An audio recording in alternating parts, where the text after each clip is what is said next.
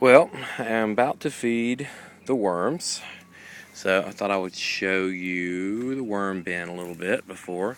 This is just a black plastic tub from Walmart. I'm not sure what size. It's like a 32 or something like that, maybe. I don't know. I'll try to figure out exactly what size it is. I don't think there's any. I don't think I have any with the stickers still on them right now, but it is, I went through and I drilled some air holes here, and then on the bottom I'll show you another one. Oh, there we go. It's 20 gallon Sterilite tub, and I went through and I drilled all these holes on the bottom.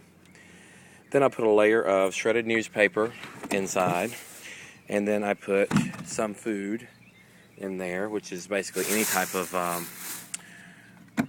food waste. And then I layered it and then put some worms in there, and then I have continued my layers of newspaper, food waste, and the worms have been continually eating up. This will probably be the last time I feed this particular group in this tub, because they have almost filled it up with worm castings, so I will be using that for my plants.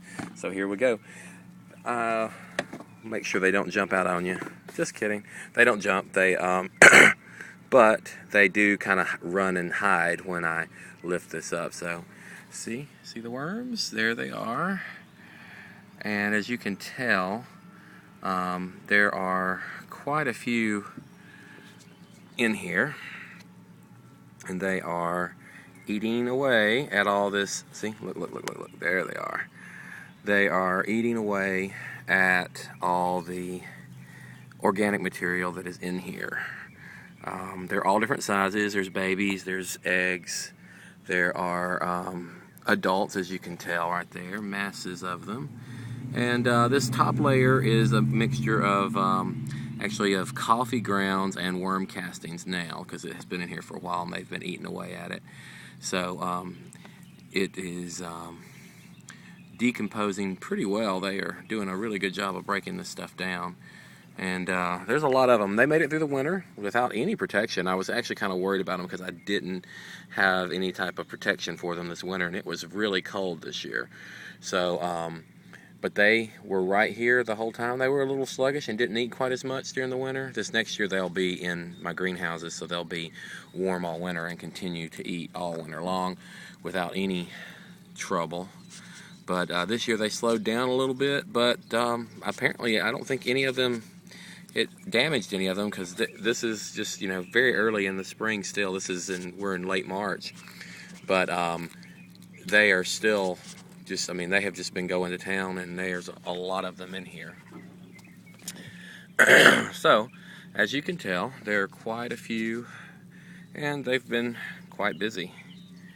So I'm going to I've got some old bread that I'm going to put in here, and this will probably be the last meal they'll get in this particular tub. What I'll do is I will I'll let them eat in here for a while, and yeah, there's several down here too. Ooh, old bananas.